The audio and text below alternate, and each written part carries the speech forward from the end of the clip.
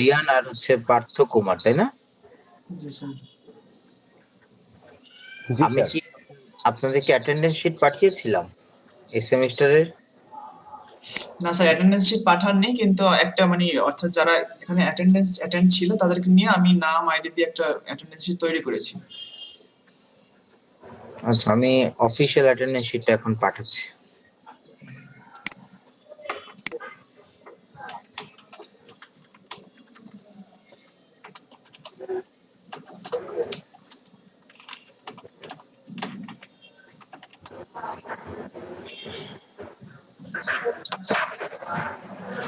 By which we increase the technical and conceptual skills of the employees.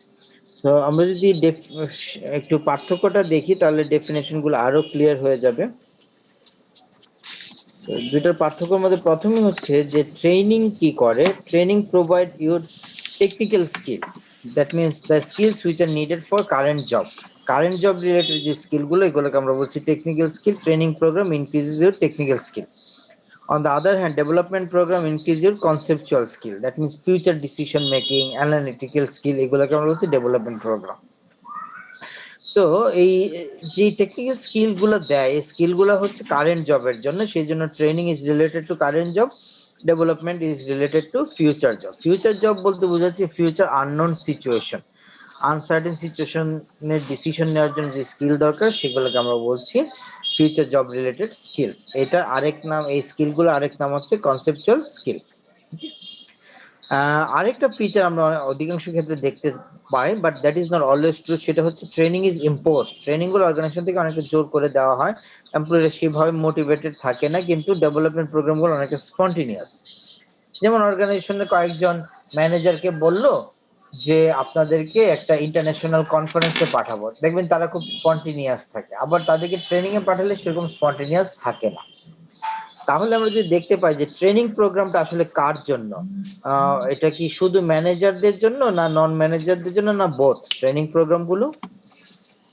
Training program both sir. আর development program are conducted exclusively for the manager. এই মোটামুটি পার্থক্য এখানে দেখতে পাচ্ছেন যে ট্রেনিং টেকনিক্যাল স্কিল বাড়া অলরেডি বলেছি, আর ডেভেলপমেন্ট কনসেপচুয়াল স্কিল মানে ডিসিশন মেকিং স্কিল গুলো বাড়া। এখন দেখবো যে what are inputs of training and development যে প্রোগ্রামগুলো কন্ডাক্ট করায় তার মধ্যে স্কিল বাড়ে, শুধু কি স্কিল বাড়ে, আর কি কি বাড়ে সেগুলোকে আমরা বলছি ইনপুটস অফ ট্রেনিং। প্রথমে যেটা সেটা হচ্ছে সহজভাবে স্কিল বাড়ায়। কি skill? Technical skills, conceptual skill, human skills, এগুলো বাড়ায়। Along with skills training increases the knowledge level of the employees knowledge লেভেলে চেঞ্জ আনে। লেটেস্ট যে input of the training, latest যে এডিশন, সেটার নাম হচ্ছে behavioural pattern. It is found that যে skills and knowledge are not enough to increase the performance of the employees, to increase the productivity of them. Along with the skills and ability, যেটা লাগবে সেটা হচ্ছে proper behaviour. সেই জন্য training গুলো along with the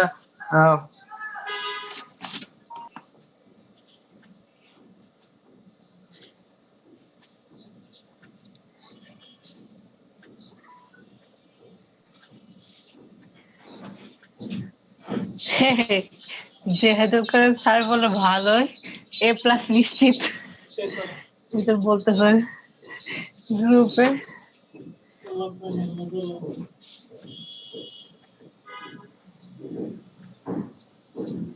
super legend জমি বেচে টাকা দেয়, মার্ক দেয়। আবিদা শ্রাবণী আপু জাহেদুল করে মিউট করেন।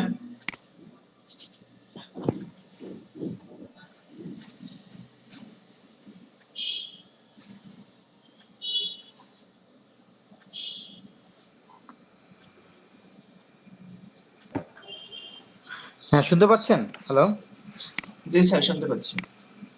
সরি, আমার একটা কল আসছিল সেজন্য মিউট করে দিয়েছিলাম। So we are talking about the inputs of the training. Training এর ইনপুটস আমরা ইউজুয়ালি দেখি দুইটা input, skills and knowledge. So skills and knowledge are not sufficient to bring out the maximum performance of the employee. Along with the skills and knowledge employee যেটা লাগবে সেটা হচ্ছে behaviour. আপনি একজন এমপ্লয়ি নিলেন আপনার অর্গানাইজেশনে ফাইন্যান্স ডিপার্টমেন্টে, he got the tremendous finance related skill, সে খুব ভালো অ্যানালিস্ট, তার ফাইন্যান্স রিলেটেড নলেজ অনেক ভালো, but he is not a team player, his behaviour is not up to the mark, he is not following the rules and regulation of the organisation, তাহলে তার যত skill থাকুক, knowledge থাকুক, it won't be beneficial for the organization due to lack of behavior.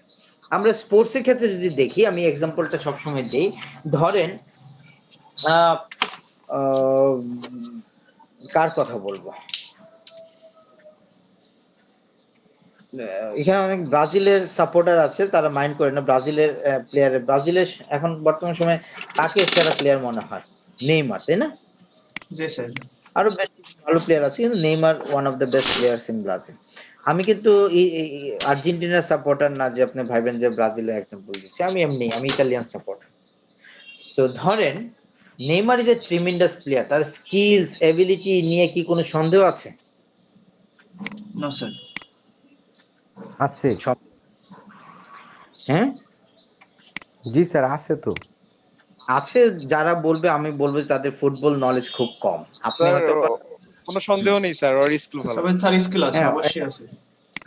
2 rank করতে পারবেন না, 3 rank করতে পারবেন। যে প্লেয়ারটা যদি ওয়ার্ল্ডে 3 র্যাঙ্কিং হয়, ওয়ার্ল্ডের র্যাঙ্কিং 5 হয়, তার স্কিল এবিলিটি নিয়ে কোনো সন্দেহ নেই। স্যার আমার একটা কথা আছে স্যার। স্যার নেইমারের স্কিল নিয়ে যদি কারো সন্দেহ থাকলে থাকতে পারে, সেটা তার ব্যক্তিগত ব্যাপার, কিন্তু স্যার নেইমারের অভিনয় নিয়ে স্যার আমার ব্যক্তিগতভাবে কোনো সন্দেহ নেই মাঠে। সেটা তো নাই, আমি সেদিকেই যাচ্ছিলাম। হ্যাঁ, তো সে যে একটা স্কিলফুল প্লেয়ার, সেটা নিয়ে কারোর কোনো ডাউট নাই। এবং আপনি আমি যদি বলি তার স্কিলের সমস্যা আছে, তার বুঝবো যে আমাদের মানে ফুটবল জ্ঞানের অভাব আছে, কারণ আমাদের তার স্কিল নিয়ে অ্যানালাইসিস করার মতো সেই লেভেলে আমরা যাইনি। এটা বড় বড় কোচরা হয়তো বা তার স্ক্রুটিনি করে বের করতে পারবে, এবং বাংলাদেশে এমন কোন ফুটবলার নাই যে আমরা এই ফুটবল দেখতে দেখতে বুঝবো যে না, নেইমারের স্কিলে যথেষ্ট ঘাটতি আছে। তার মানে তার স্কিল, ফুটবল নলেজ নিয়ে কোনো ঘাটতি নাই, যেটা একজন বলছিলেন।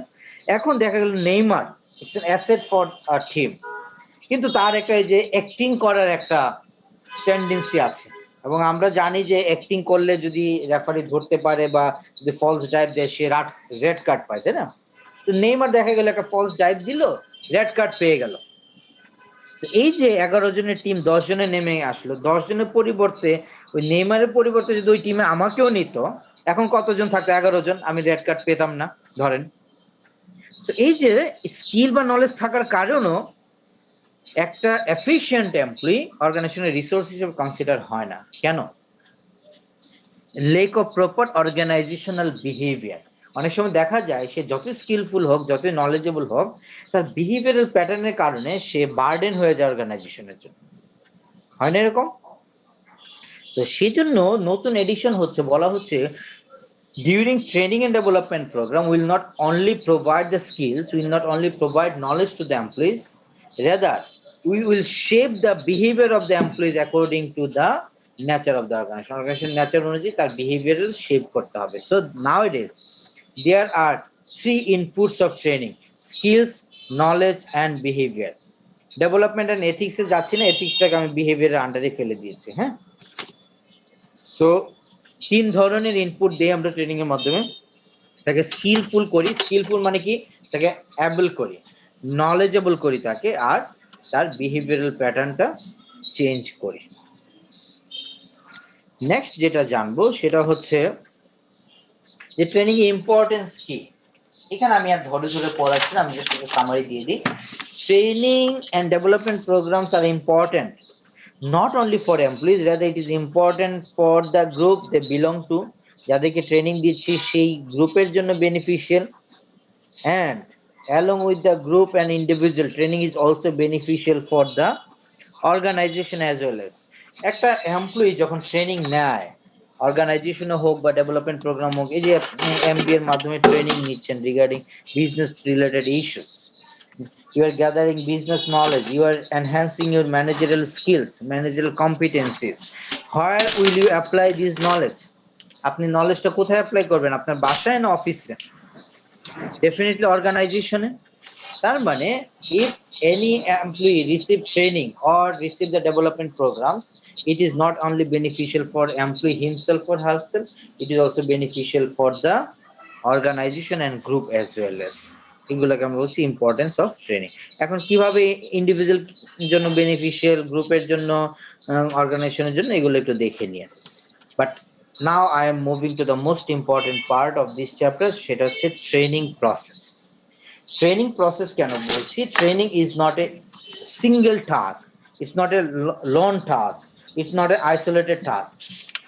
আমাদের দেশে অনেক ট্রেনিং প্রোগ্রাম হয় which are S conducted as an isolated task, যে ট্রেনিং প্রোগ্রাম করাচ্ছি, ট্রেনিং প্রোগ্রামটা ট্রেনিং প্রোগ্রামের জন্য করাচ্ছি, তার আগে পিছে কোনো কাজ করি না। But that is a wrong approach. Training এর আগেও কিছু কাজ আছে, ট্রেনিং এর পরেও কিছু কাজ আছে। সেজন্য আমরা ট্রেনিং প্রোগ্রামটাকে একটা প্রসেস হিসেবে কনসিডার করছি, since it is consist of several activities, pre and post activities. Training এর আগে এবং পরে কিছু অ্যাক্টিভিটিস থাকে, তো এই সবগুলো অ্যাক্টিভিটিস মিলেই হচ্ছে আ কম্প্রিহেন্সিভ ট্রেনিং প্রোগ্রাম। প্রথম যে অ্যাক্টিভিটি, সেটার নাম হচ্ছে TNA, ট্রেনিং নিড অ্যাসেসমেন্ট। আমরা 3 ধরনের নিড অ্যাসেসমেন্ট করে থাকি। এটা নিয়ে আমরা বিস্তর পড়বো, ডিটেলস পড়বো, এর জন্য আমাদের আলাদা চ্যাপ্টার আছে। That's I am just giving the overview, a brief regarding the steps of A training process, কারণ চ্যাপ্টার যখন পড়বো আরো ডিটেলস পড়বো। সো প্রথমে নিড অ্যাসেস করতে হয়। 3 ধরনের নিড অ্যাসেস করি, একটা হচ্ছে পার্সন নিড, আরেকটা হচ্ছে অর্গানাইজেশনাল নিড অ্যানালাইসিস, আরেকটা হচ্ছে টাস্ক অ্যানালাইসিস। সো প্রথমে পার্সন অ্যানালাইসিস করি, that means which employees are needed training. সকল এমপ্লয়ি ট্রেনিং এর দরকার পড়ে না।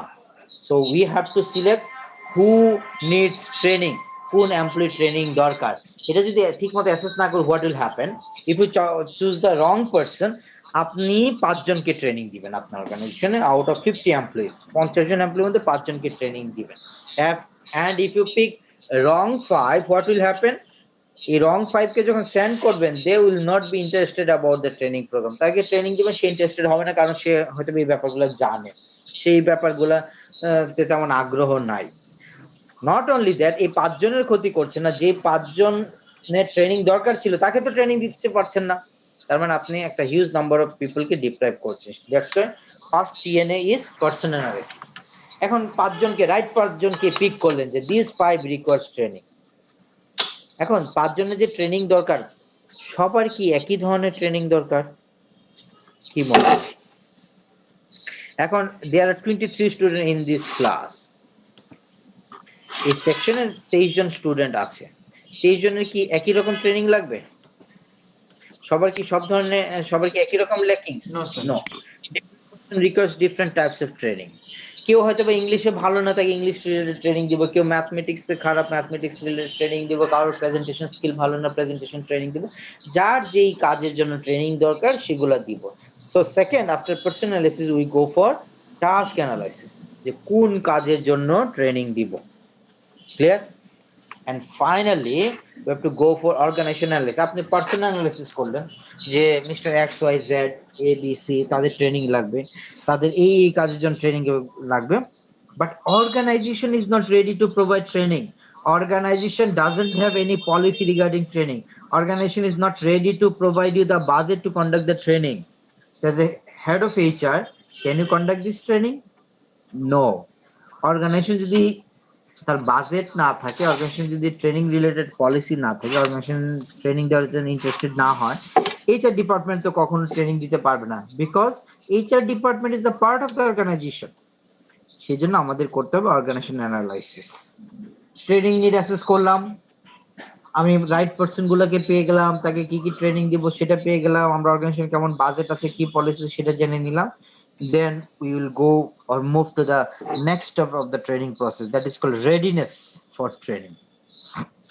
Readiness এ দুইটা জিনিস থাকে, ability plus willingness. আমি কিন্তু সবগুলো সংক্ষেপে বলতেছি for your better understanding. Ability plus willingness, এই দুইটা হচ্ছে readiness.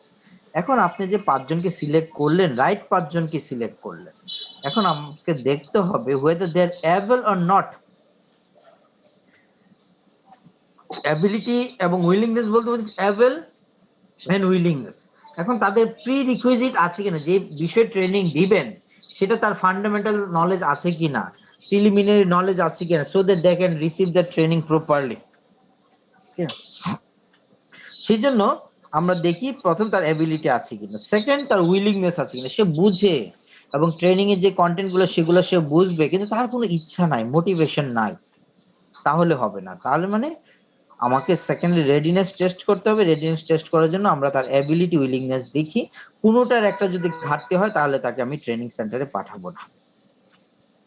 থার্ড, এখন দেখলাম যে যাদেরকে পিক করলাম তার এবিলিটিও আছে, উইলিংনেসও আছে, that means he is ready to receive the training. এখন অর্গানাইজেশনের দায়িত্ব to get ready, get prepared for those trainees whom they are provided training. So এখন অর্গানাইজেশন নিজে রেডি হবে কিভাবে, এটাকে আমরা বলছি ক্রিয়েটিং লার্নিং এনভায়রনমেন্ট। অর্গানাইজেশন তার লার্নিং এনভায়রনমেন্ট তৈরি করবে। কি রকম? এখানে দুইটা জিনিস আছে, একটা হচ্ছে প্রপার মডিউল তৈরি করবে ট্রেনিং এর জন্য, ট্রেনিং এর জন্য প্রপার সিলেবাস তৈরি করবে, আর দ্বিতীয়ত হচ্ছে ইনফ্রাস্ট্রাকচারাল ফেসিলিটিস তৈরি করবে, ভালো ট্রেনিং সেন্টার করবে, তারপর হচ্ছে ভালো ভালো ট্রেনার আনবে। এগুলা নিয়েও আমরা ডিটেলস একটা চ্যাপ্টার পড়বো, সেখানে আমরা ডিটেলস জানবো। এখানে সেজন্য ওভারভিউ দিচ্ছি।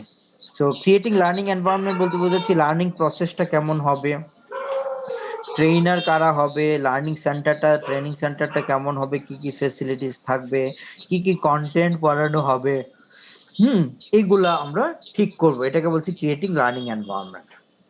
লার্নিং এনভায়রনমেন্ট করার পরে আমরা যে জিনিসটা দেখব সেটা হচ্ছে ডেভেলপিং ইভলিউশন প্ল্যান। শুরুতে আমরা বলেছিলাম যে training, nowadays training is considered as an investment rather than expenditure, এবং এই যে দুইটা view point, investment perspective and expenditure perspective, দুইটা ভিউ পয়েন্টের মধ্যে কিন্তু পার্থক্য আছে। if you consider something as an expenditure, then what will happen? আমরা এক্সপেন্ডিচার যত কমাতে চাই, কারণ এক্সপেন্ডিচার আমাকে কিছু রিটার্ন দিচ্ছে না তেমন কিছু, but whenever we consider something as an investment, আমরা সেখানে ইনভেস্টমেন্ট বাড়াতে চাই। So since organization nowadays considering training as an investment, সেজন্য ট্রেনিং এ তারা প্রচুর খরচ করছে and they are looking for return from those training. So যেহেতু ইনভেস্টমেন্ট, এখানে প্রচুর ইনভেস্টমেন্ট হচ্ছে, প্রচুর টাকা খরচ করছে ট্রেনিং এ, ডেফিনেটলি এটার আউটকামটা দেখতে হবে, ইভ্যালুয়েশন করতে হবে। সেজন্য কিভাবে ইভ্যালুয়েট করব, সেজন্য একটা প্ল্যান করি। এটা হচ্ছে স্টেপ নাম্বার 4। এইখানে যে স্টেপ নাম্বার 4 আছে এনশিওরিং ট্রান্সফার অফ ট্রেনিং, এটা পড়ার দরকার নেই। ডেভেলপিং এন ইভ্যালুয়েশন প্ল্যান আমরা ইভ্যালুয়েট করব। ইভ্যালুয়েট করার পরে আমরা ট্রেনিং দিব। এই ট্রেনিং গুলো হতে পারে ই ট্রেনিং, এই যে এখন যেমন ক্লাস নিচ্ছি, হতে পারে ট্রেডিশনাল ট্রেনিং, এই ট্রেনিং গুলো হতে পারে অন দা জব, এই ট্রেনিং গুলো হতে পারে অফ দা জব। দেখেন আমরা কত পরে এসে ট্রেনিং দিচ্ছি, তার আগে কত কাজ শেষ করে আসলাম। And finally after providing training we'll evaluate whether training was successful or not. যদি সাকসেসফুল না হয় আমরা আবার ট্রেনিংটাকে ডিজাইন করব, অ্যানালাইসিস করব, আর সাকসেসফুল হলে উইল কন্টিনিউ দ্য ট্রেনিং। এটার জন্য আলাদা চ্যাপ্টার আছে। That is how an ideal training programme is conducted. Okay,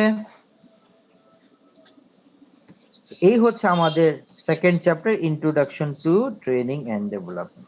first chapter ছিল introduction to human resource management, সেখানে আমরা হিউম্যান রিসোর্স ম্যানেজমেন্ট বিভিন্ন ফাংশন গুলো পড়েছি, তাদের মধ্যে ডিফারেন্সিয়েট করেছি। আর এই চ্যাপ্টারে আমরা জেনেছি various issues related to training and development. পরবর্তী চ্যাপ্টার গুলোতে আমরা ট্রেনিং এন্ড ডেভেলপমেন্টের প্রত্যেক স্টেপ ইলাবোরেটলি জানব। Any query? না স্যার। সবাই বুঝে গেছেন?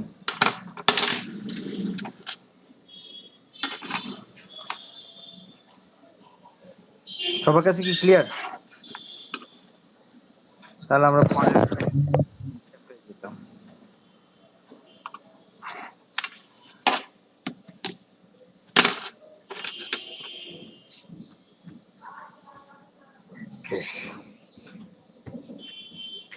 আমরা একটু ফার্স্ট এক্সামটা অ্যানাউন্স করে ফেলি। Our first exam will be conducted as class test. আপনাদের ক্লাস টেস্ট হবে। It will be conducted on next class. Next class এ আমাদের এক্সামটা হবে, ক্লাস টেস্ট।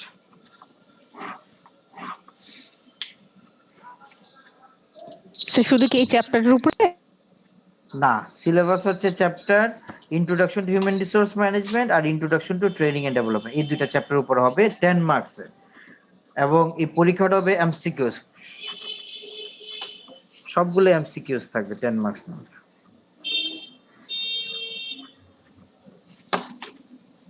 তো শীট গুলো একটু দিয়ে স্যার এক্সাম নেবেন গুগল ক্লাসরুমে ওর এডুসমেন্টে বলছিলেন গুগল ক্লাস। গুগল ক্লাসরুম আজকে আমরা এই যে একটু পরে ব্রেক নিব, ব্রেকের মধ্যেই আমরা গুগল ক্লাসরুমের লিংক টিং পেয়ে যাবো, সেখানে জয়েন করব।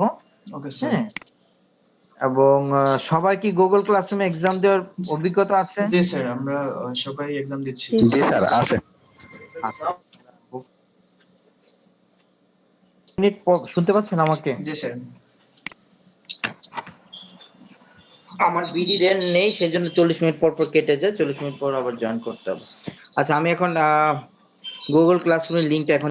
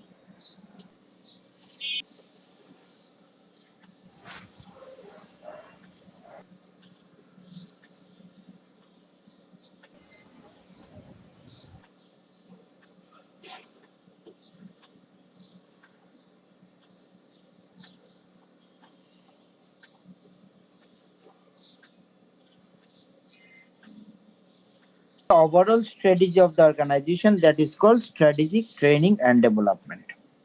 So strategic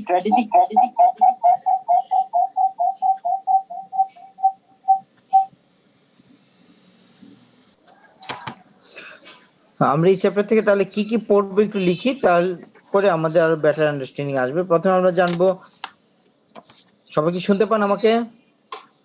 জি স্যার। জি স্যার, শুনতে পাচ্ছি। প্রথমে জানবো concept of strategy. Concept of strategy. Number 2, concept of strategic training and development. Concept of strategic training and development. Slide দেখা যায়?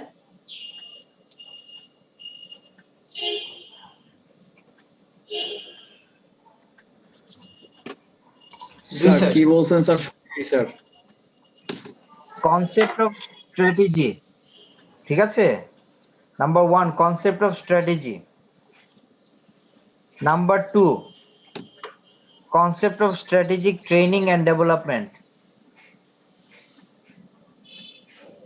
Concept of strategic training and development. Number 3, steps of strategic training and development. Steps of strategic training and development.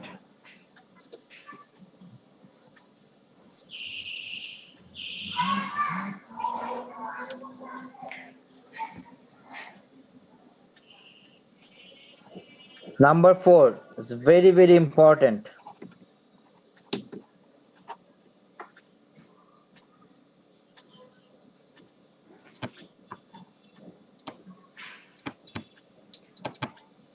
Various types of training in different strategies. Very important. Various types of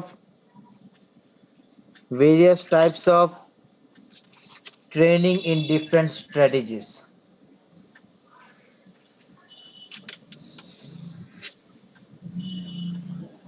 Various types of training in different strategies. Another very, very important part, models of training department. Models of training departments.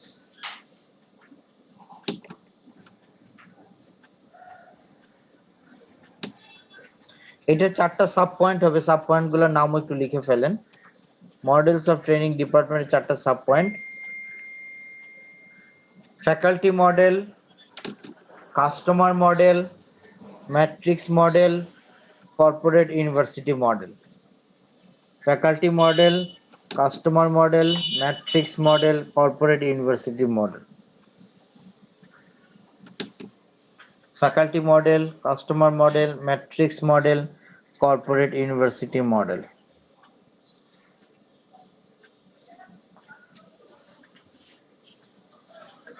কয়টা point বললাম? 4টা। 4টা। 4টা। Last point of this chapter: outsourcing of training. Outsourcing of training. Outsourcing of training.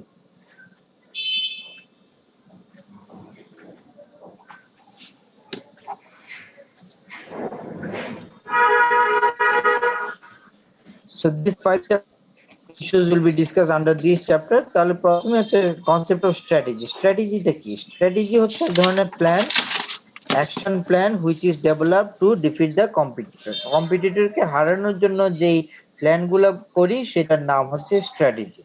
R what is strategic training?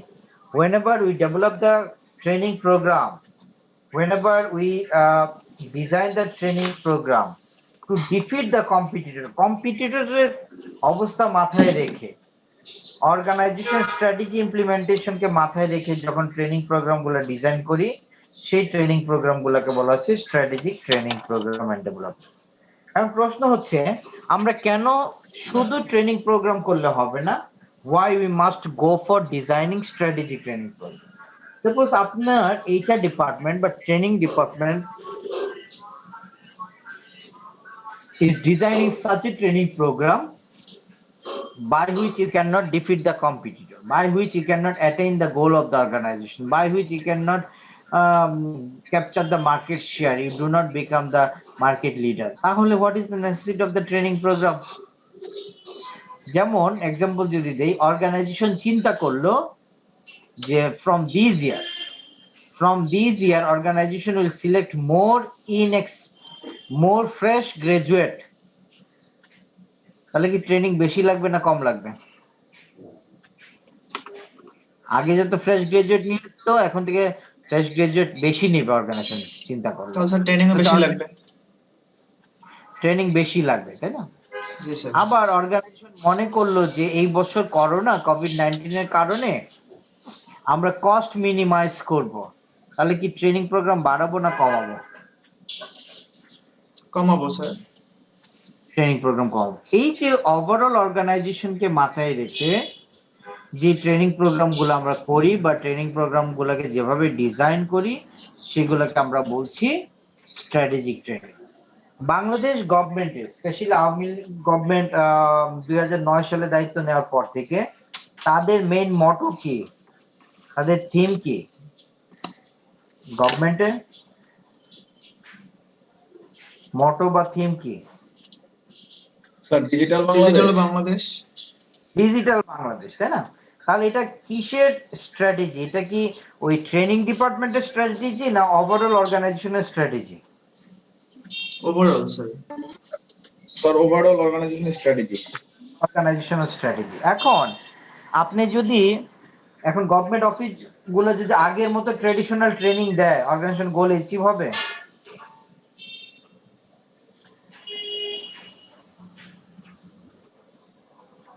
তাহলে তার training এর content পরিবর্তন আনতে হবে না?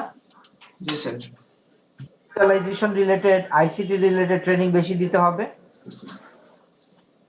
এটাকে আমরা বলছি strategic training. So training department যখন তার মডিউলগুলো, শিডিউলগুলো, প্রসেসগুলো ওভারঅল অর্গানাইজেশনকে মাথায় রেখে ডিজাইন করে, তখন সেই ট্রেনিং প্রোগ্রামগুলোকে বলি স্ট্র্যাটেজিক ট্রেনিং। এবং স্ট্র্যাটেজিক ট্রেনিং হলেই তখনই সেই ট্রেনিংটা অর্গানাইজেশনের জন্য এফেক্টিভ হয়। বুঝা গেল? জি স্যার। আমরা এই চ্যাপ্টারটা পড়ছি। সো আমরা এই তাহলে স্ট্র্যাটেজিক ট্রেনিং ডেভেলপ করার আগে কি জানতে হবে? অর্গানাইজেশনাল স্ট্র্যাটেজি কি, তাই না? অর্গানাইজেশন স্ট্র্যাটেজি না বুঝলে তো আমরা ওভারঅল স্ট্র্যাটেজিটা ট্রেনিং এর স্ট্র্যাটেজি ডেভেলপ করতে পারবো না। সেই জন্য আমরা দেখেন স্লাইড দেখা যায়, স্লাইড। জি স্যার। ওকে, সেই জন্য দেখেন আমরা কি করেছি, আমরা স্ট্র্যাটেজিক ট্রেনিং প্রসেসটা যদি দেখি ভেরি সিম্পল। প্রথমে আমরা কি জানতেছি, বিজনেস স্ট্র্যাটেজিটা কি, অর্গানাইজেশনের স্ট্র্যাটেজিটা কি সেটা জেনে নিলাম। After knowing, after analysing the organization strategy or business strategy, then we develop the training and development program, then we initiate the training and development program, which is step number 2. তারপরে step number 2 তে training and development গুলো initiate করার পরে step number 3 তে এসে সেগুলোকে আমরা implement করি। ইমপ্লিমেন্ট করার পরে আমরা দেখি ট্রেনিংটা সাকসেসফুল হলো নাকি হলো না একটা ম্যাট্রিক্সের মাধ্যমে, এটা নাম হচ্ছে ব্যালেন্স স্কোর কার্ড। সেটা আর এখানে পড়াবো না, এটা ফাইন্যান্স আপনারা পড়ে থাকবেন। সো প্রথমে ট্রেনিং করার আগে দেখেন স্টেপ নাম্বার 1 কি, আমরা অর্গানাইজেশনাল স্ট্র্যাটেজিটা জেনে নেই, অর্গানাইজেশনাল ওভারঅল স্ট্র্যাটেজিটা জেনে নেই, then we develop our strategy training and development. So আমরা যখন whenever we develop our training program considering the overall strategy of the organization, that is called strategic training and development. এর পরের পয়েন্টটা পড়লে আরো বেশি ক্লিয়ার হয়ে যাবে যে আসলে স্ট্র্যাটেজিক ট্রেনিং এন্ড ডেভেলপমেন্ট কি। তাহলে প্রশ্ন হচ্ছে, আমরা যখন স্ট্র্যাটেজিক ট্রেনিং এন্ড ডেভেলপমেন্ট করি সবার আগে কি করি? ট্রেনিং প্রোগ্রাম ডিজাইন করি নাকি অর্গানাইজেশন স্ট্র্যাটেজিটা অ্যানালাইজ করি? স্যার স্ট্র্যাটেজি অ্যানালাইজ করতে হবে ফার্স্ট। অ্যানালাইজ করতে হবে। অর্গানাইজেশন স্ট্র্যাটেজি অ্যানালাইজ করতে হবে, then according to the strategy of the organisation we have to design our training. So আমাদের প্রথম কাজ কি? Knowing the various strategies adopted by the organization. So organization usually adopt 4 types of strategies. Organization সাধারণত broadly 4 ধরনের strategy adopt করে। একটু নামগুলো লিখে ফেলেন। Concentration strategy, internal growth, external growth and disinvestment. Organisation সাধারণত এই 4 ধরনের স্ট্র্যাটেজি নেয়: concentration, internal growth, external growth and disinvestment. Sir শেষেরটা আরেকবার স্যার। ডিসইনভেস্টমেন্ট আমি স্লাইডে দেখাই।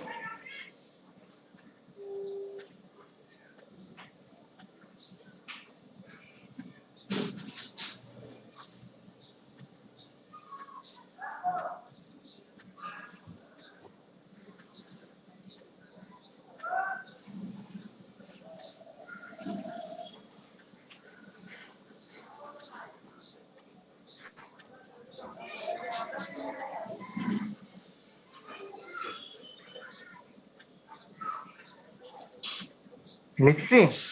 জি স্যার। জি স্যার। তো প্রথমে আমরা অর্গানাইজেশন স্ট্র্যাটেজি গুলো বোঝার চেষ্টা করছি। প্রথম যেটা সেটা নাম হচ্ছে concentration. What happen in case of concentration? Organization increase its market share, but organization do not expand its market. Rather it's go for creating niche marketing. Niche marketing বুঝি আমরা একটা পার্টিকুলার মার্কেটকে টার্গেট করে সেখানেই স্পেশালাইজড প্রোডাক্ট দিয়ে, সেখানেই আমার differentiated product দিয়ে সেই মার্কেটে সেলস বৃদ্ধি করে, সেটার নাম হচ্ছে কনসেন্ট্রেশন। তো কনসেন্ট্রেশন স্ট্র্যাটেজিতে আমরা কি করি? আমরা নতুন নতুন মার্কেটে যাই না, নতুন নতুন কাস্টমার খুঁজি না, যেটা এক্সিস্টিং মার্কেট আছে সেটাকেই বুস্ট আপ করি। এটা হচ্ছে কনসেন্ট্রেশন স্ট্র্যাটেজি। আর তাতে গ্রোথে আমরা কি করি? We search for new market. আর নিউ মার্কেট বলতে আবার ঢাকার নিউ মার্কেট ভাইবেন না। New market means new customer. আমরা আগে ধরেন ঢাকা শহরে প্রোডাক্ট বিক্রি করতাম, এখন চিটাঙে প্রোডাক্ট বিক্রি করছি ইন্টারনাল।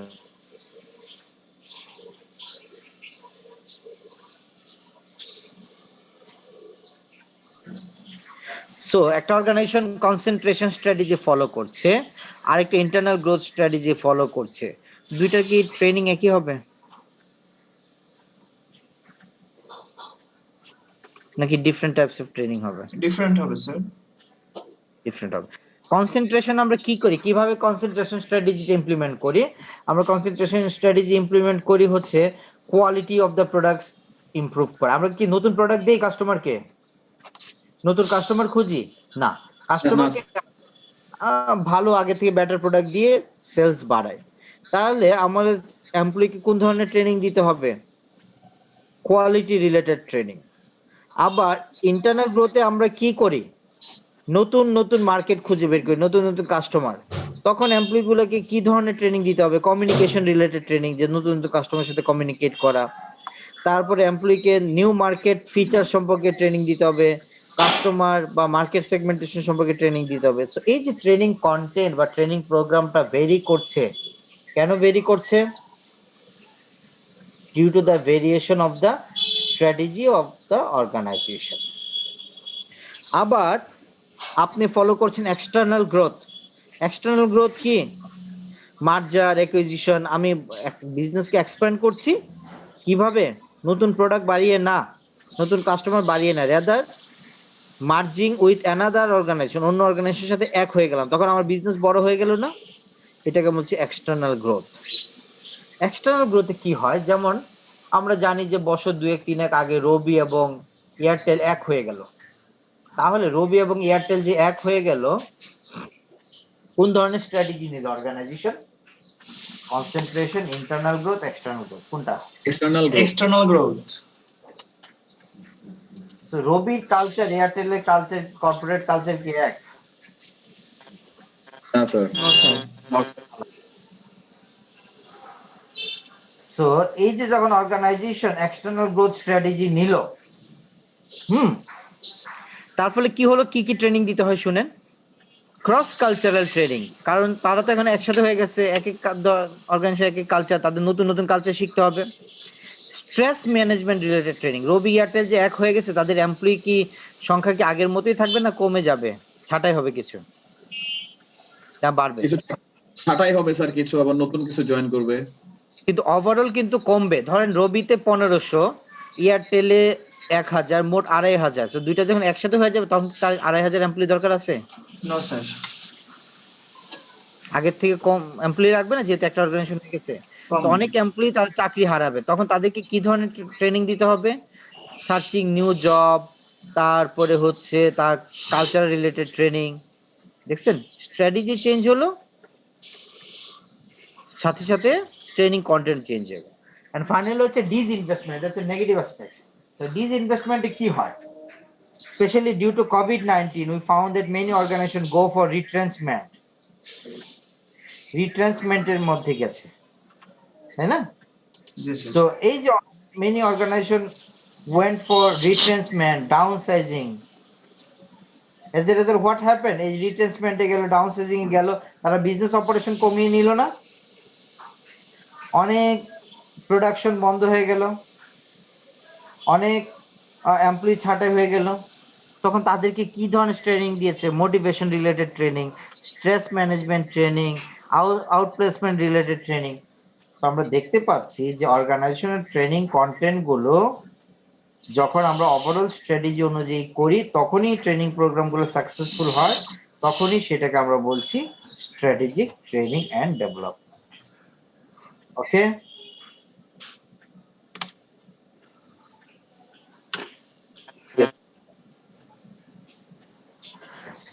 এখন পর্যন্ত যা ডিসকাস করেছি, কারো কোনো কনফিউশন আছে? No sir. সব ক্লিয়ার? জি sir.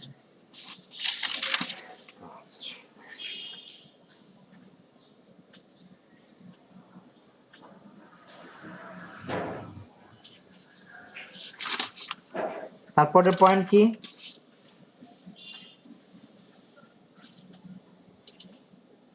Sir models of training development. Not training development, training department. আচ্ছা সরি, জি sir, department, faculty, customer, matrix আর কর্পোরেট ইউনিভার্সিটি। এটা পড়ানোর আগে আপনাদের বলবো যে বইটা একটু ডাউনলোড করেন একটু সবাই। করার চেষ্টা করুন ক্লাসে, ঠিক আছে? Okay sir, thank you. আসসালামু আলাইকুম। আসসালামু আলাইকুম স্যার। আসসালামু আলাইকুম স্যার।